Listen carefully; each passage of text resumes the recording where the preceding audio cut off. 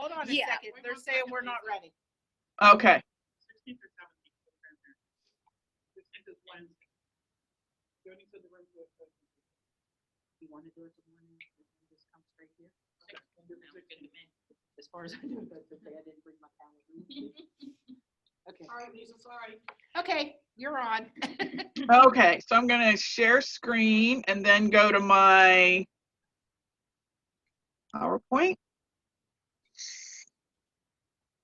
Okay, so I can't see all of you now. Can you see my PowerPoint? I think so. No, we can still see you. Okay. Oh, I think I had to click share again. Yes. Your entire screen, application window. There we go. Share. How about now? Yes, we can see it. Okay, good. And you can still see like the whole screen now is just the PowerPoint? Exactly. And it's okay. very Awesome. legible. Awesome.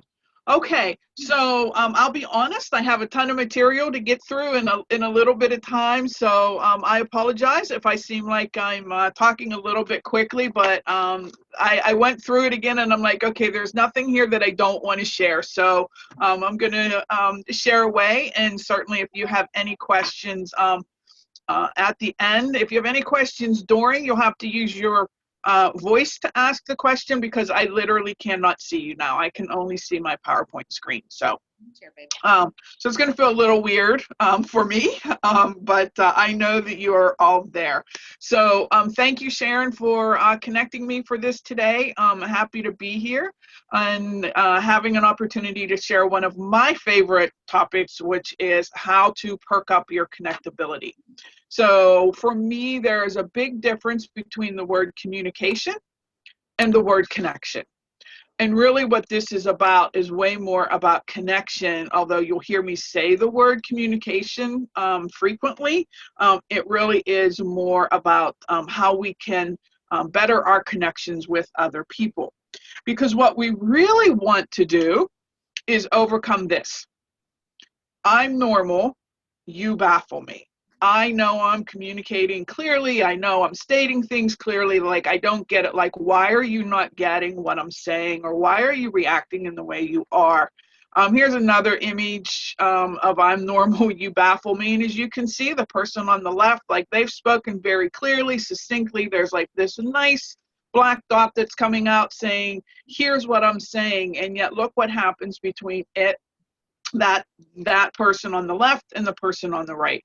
And it could be something that the person on the left has not been quite as clear as he or she thinks she has been. It could be the way the person on the right is filtering what they have heard. But either way, you can see that between sender and receiver, it can really get scrambled, and you begin to feel this sense of I know I'm being normal, but you baffle me. And we want to talk about how can we overcome that? How can we make it more of a straight line between the dot on the left and the person on the right as they receive that information? Communication, or connecting with other people, is an interaction between behavior and attitude. Behavior is measured by whether or not someone is using good communication or connection skills. So they either are using those skills or they're not. They either know those skills or they don't. And attitude is, do they have a caring attitude or do they have an uncaring attitude?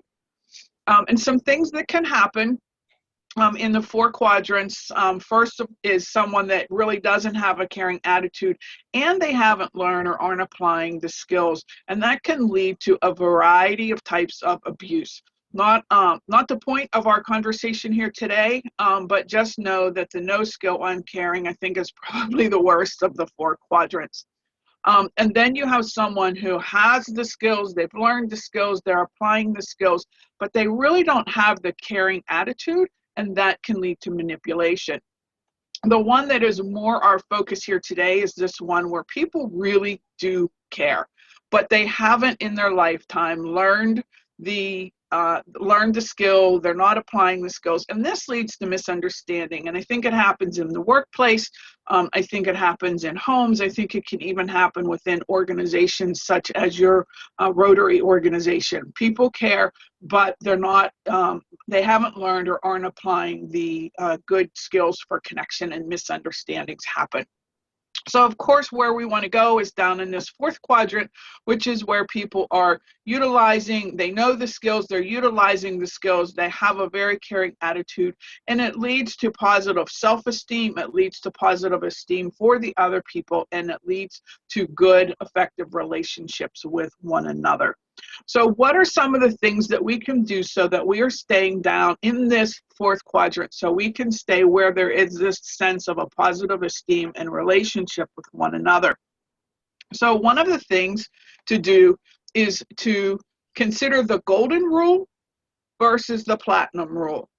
The golden rule, of course, is as my mind goes blank in the middle of a presentation, the golden rule is, of course, is treat others as you want to be treated.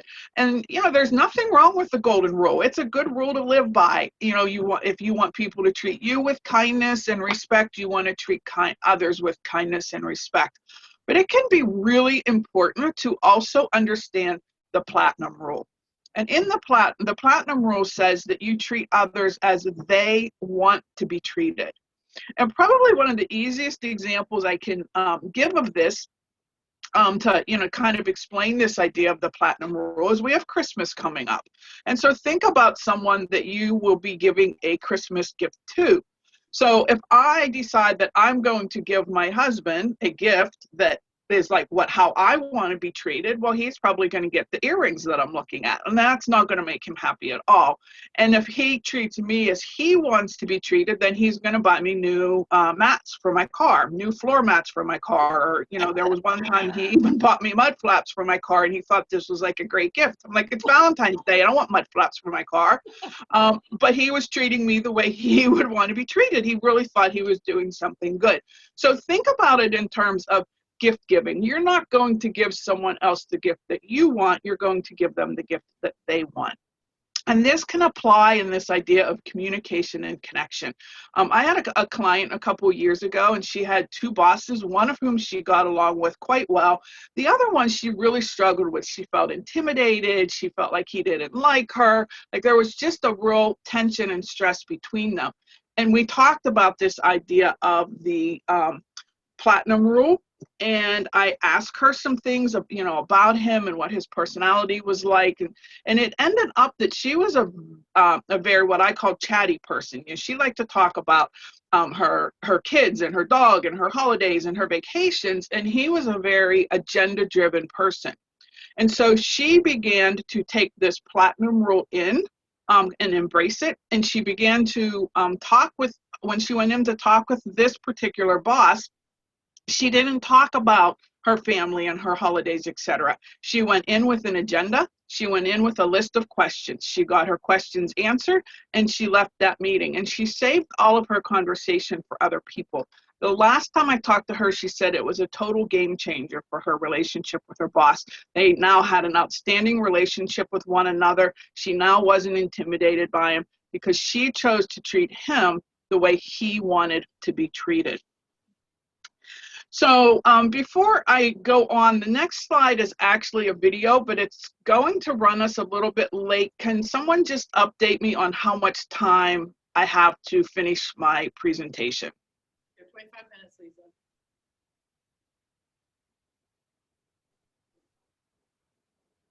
You have 25 minutes. Oh, okay. We're good. So the next slide, I'm not going to switch it quite yet because it starts a video, but the next slide is a video that introduces the idea that we each have a style that we function in. Now, the video is very focused on something called the DISC, Everything DISC profile, because that's my preferred assessment tool that I use with my clients, and I know it the best. I really like the Everything DISC. There are other ones out there that will do the same thing that the DISC does, But this video is a really good introduction as to how in our everyday lives, we interact with a variety of different people, and those two things don't have to put us in this state of I'm normal, you baffle me, but they really can work together. So we're going to take a couple minutes to watch this video, and I want you to be thinking about how different people have different styles. None of those styles are right or wrong. They can all complement one another when we're willing to learn about them. So go ahead and watch this video, and then we'll talk a little bit more about the characteristics of style.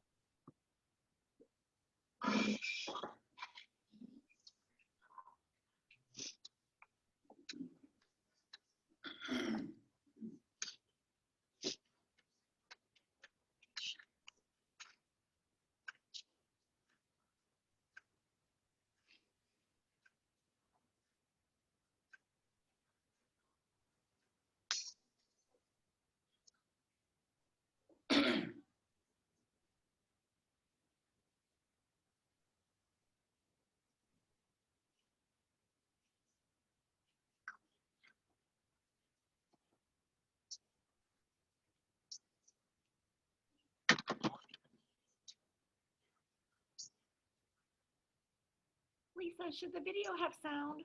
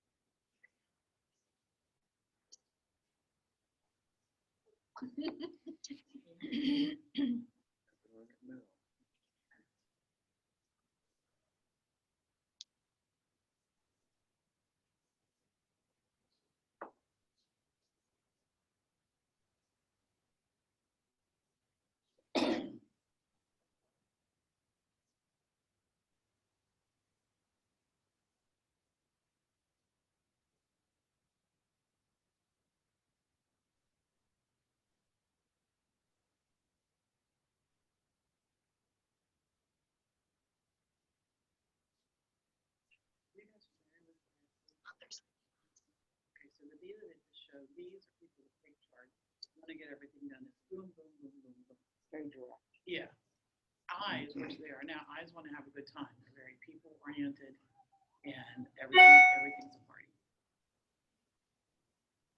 S's are family oriented. They like the status quo. They're very supportive people. They move slower, and they don't like change.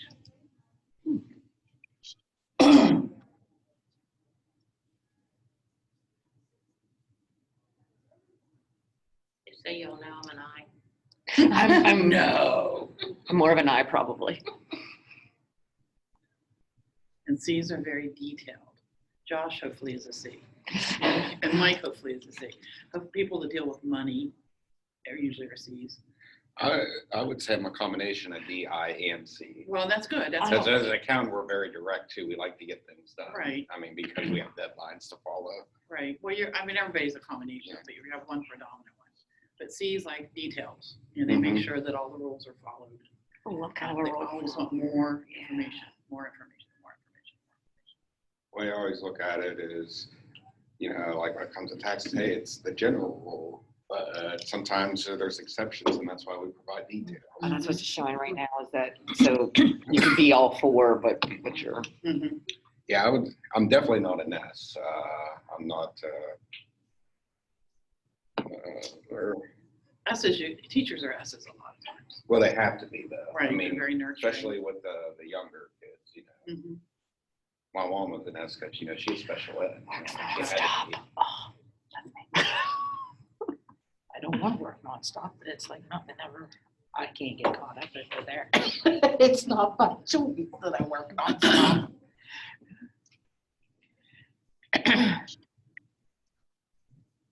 Post office would be an S. They take their time. That's for sure. But you're thinking, if you think of the Rotary Club and you think somebody like, somebody's gonna be. So I can hear from the conversation in the background that some people really recognized either themselves or maybe somebody that they work with in that video. So that was obviously a very workplace-oriented video. But if you think of your workplace as being, it can be your home, it can be at work, it can be, again, in your community or civic organization, such as the one that you are in. So I like to kind of clarify that this doesn't have to be just for people who actually work together. They can be working together to run their home. They can be working together to run an organization.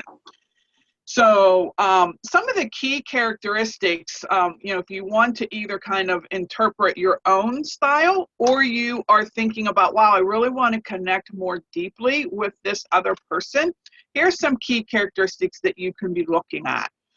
One of the first ones to ask yourself is, what's their pace? Are they a faster paced person, or are they slower in their pace? Oftentimes, if I'm helping someone determine this about someone else, I'll say, well, tell me how they make decisions. And that's often a key question to helping someone understand. If they make quick decisions, maybe sometimes too quickly, and they have to kind of like clean it up later, but they're okay with that.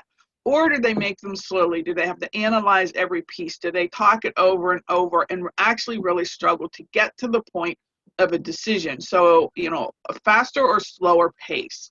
Are they analytical and focused on all the details, or unconcerned about the details and just want to act quickly and get to the results? So that's one key to ask yourself, is you're either, again, interpreting yourself or another person.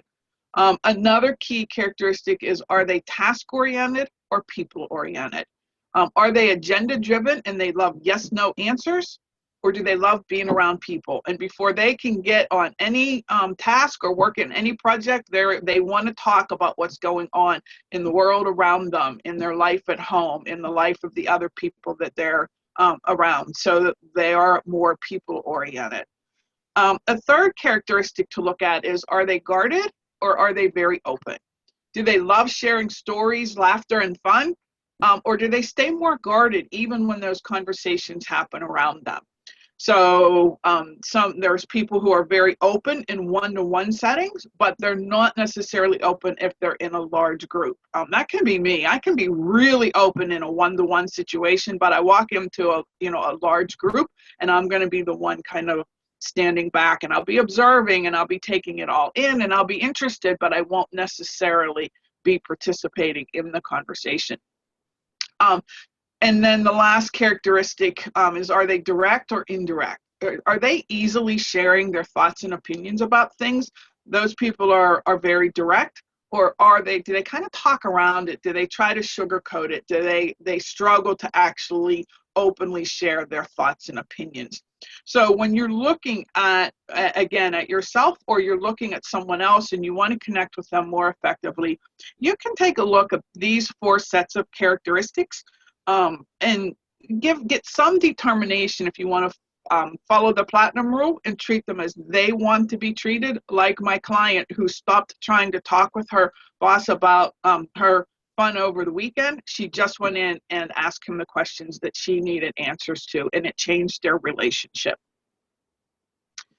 So once you've kind of done the work of characteristics and style, and your style versus another style, and how to make those two work together, here's some other things. We're going to talk about some things to avoid and some things to more embrace and cultivate a habit of. So some things to avoid are fight talk and spite talk.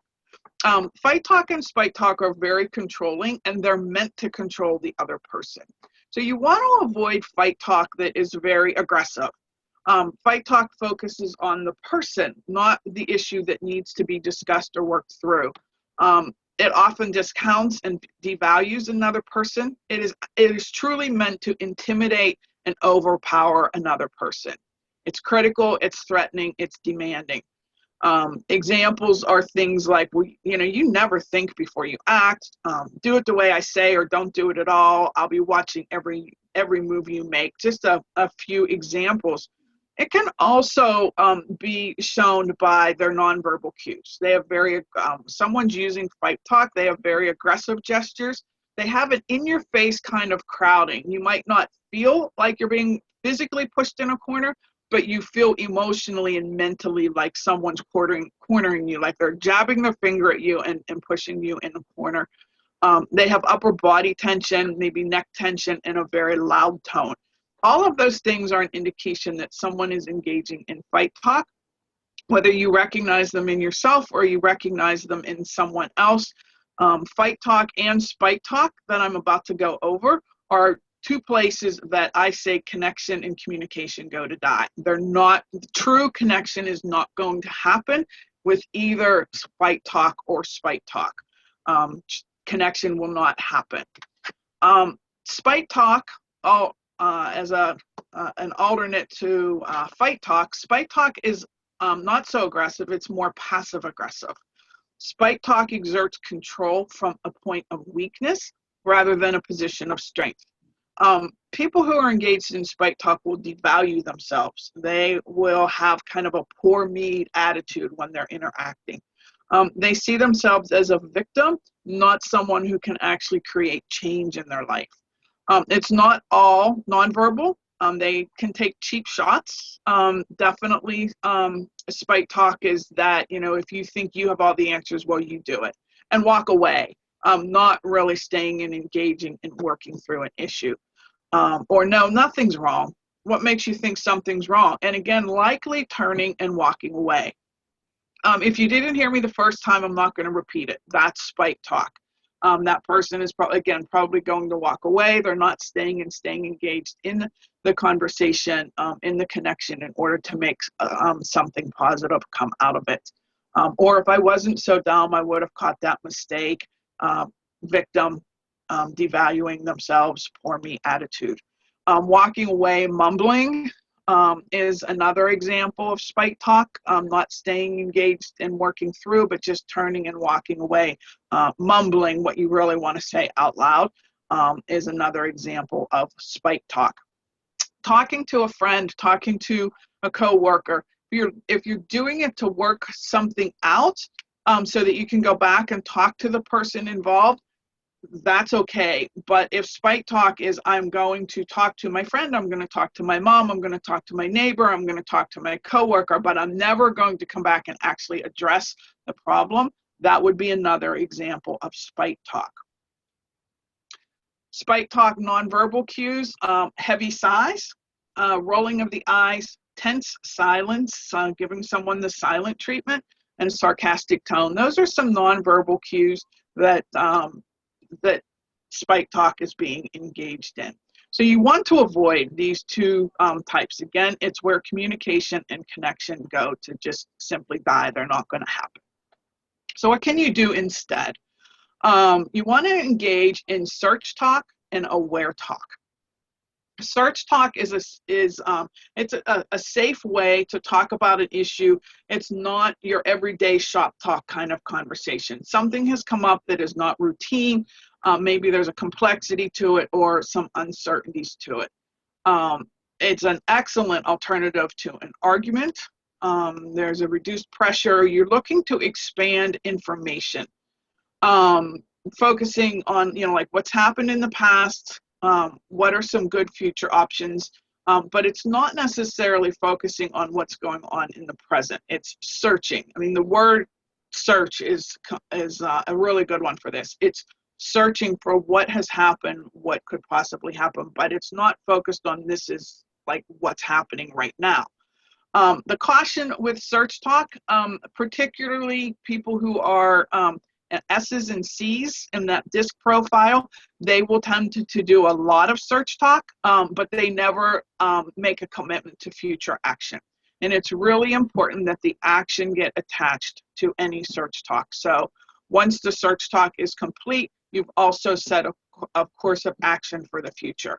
I throw myself under the bus and tell you that I'm an S, my husband is a C, and we have to be really intentional with attaching the action. We will do a ton of search talk, but not attach the action to it. And when we realized that, we knew one of us was always going to have to take leadership and saying, okay, we've done good search talk.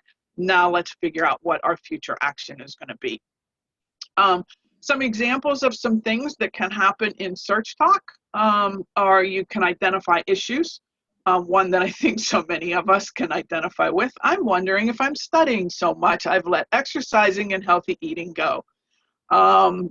You might give some relevant background information. Well, last year the test results showed this.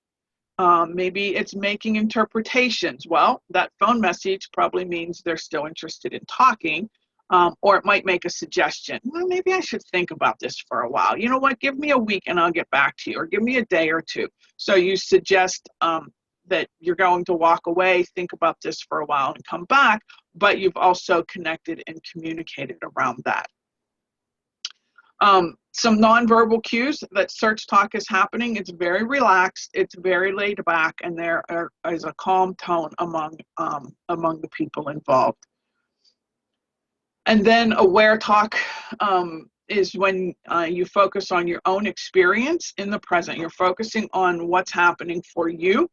You accept what is. You don't disregard it. You don't deny it. You don't run from it. You accept it. You own your own contributions to it. And it's a way to resolve matters constructively. Some examples of being engaged in aware talk: it deals with the issues. Someone says, here's how I see what's going on. It recognizes tension. Oh, I'm feeling really frustrated right now. It reveals impact. Well, when you said that, I felt sad. And it commits to action. Since that bothers you, I won't say it again. So there's one of those points where that action step is coming in. So you always have to attach action to your search talk. So search talk has revealed that something is bothersome, and then someone is committing, well, since that bothers you, I won't say it again, and they're making a commitment to action. So you want to stay engaged in search talk and aware talk. Some nonverbals for aware talk. You're alert, you're very present, you're very focused, it's very balanced and grounded. It continues to be a very calm tone, laid back tone. None of the fight talk and spite talk that I talked about earlier. You're not engaging in either of those types of, as a sender of information. You're not engaged in fight talk or spite talk. You're not trying to control someone through fight talk or spite talk. You want to be engaged in this search talk, aware talk, and again, it's present, focused, balanced, grounded. It's very calm. So to summarize, summarize around connecting more meaningfully, more satisfyingly with the people that you live with at home, that you hang out with, in the evenings and weekends, the people that you work with, the people that you're engaged in your Rotary organization with. You want to remember, yes, the golden rule is good, but remember that platinum rule. How can I do this in a way that is what they want rather than necessarily what I want? You're not ignoring your own thoughts and feelings at all. It's just being willing to look and go, what is best for them? It's giving them the gift that they want, not the gift that you want. My husband would look terrible in the earrings that I want. You want to consider both your own style and the style of the other person. Again, it's not an either or, it's both your style and the style of the other person. And then you want to utilize strategies that really enhance both. You want to avoid fight talk and spite talk. That is just trying to control a situation. It is not, it's where communication goes to die. So you want to be sure that you are avoiding those two types of talk. And you want to be intentional to use search talk and aware talk. And a final thought is that it only takes one. So often I hear that, well, what good is this going to do for me to learn it if the other person doesn't learn it? It only takes one to shift the way communication or connection happens. You introduced you some today to the DISC profile that I use. I also use the core communication curriculum, which is where the fight talk, spite talk, etc. comes from. Core communication curriculum is entirely based on the idea that it only takes one to shift where communication and connection go. Communication is merely an exchange of information, but connection is an exchange of our humanity. I love that quote. I probably will use that in every presentation I do from now until death do us part, because I think that that is, you know, communication. It really is just an exchange of information, but connection is an exchange of our humanity. We want to be connected with other individuals. And so hopefully today I gave you some ideas of how you can connect with the people in your life more effectively. And here's some information if you want to connect with me, you want to ask some questions more one-to-one, if you want to connect with me on LinkedIn, on Facebook. I have a Facebook page. Sharon, you obviously all know Sharon well. Sharon has all of my connection information if you, you know, want it later or don't get it written down right now. Sharon has it all, and you can always ask her for it as well. Sharon and I have known each other for quite a few years, I think it is now. I'm not sure how many, Sharon, but it's been quite a few. So at this point, I'm going to stop sharing the screen and kind of come back in where I can engage and actually see you, and see if anybody has any questions or comments that they would like to make about any of the information that I've shared here today. Before I do that, I want to thank you all for being here, and again, for giving me the opportunity to talk about my favorite topic, which is how do we connect more effectively with others.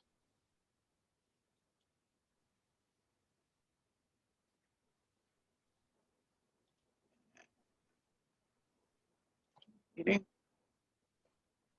Hi, Lisa. It's Ashley. There we are. Oh, right.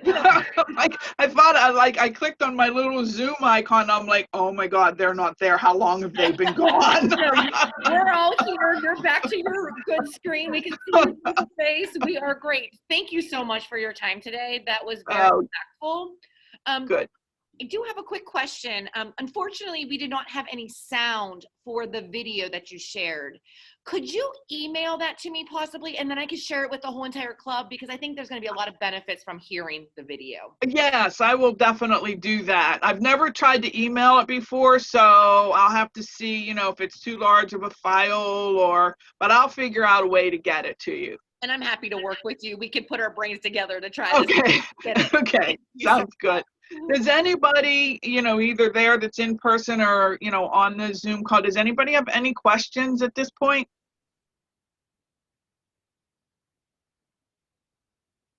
So that's what they call crickets. I hear crickets. Oh, You did a great job, Lisa. Yes, Yeah, thank you thank very you. much. thank you. Thank you. Thank you all for having me.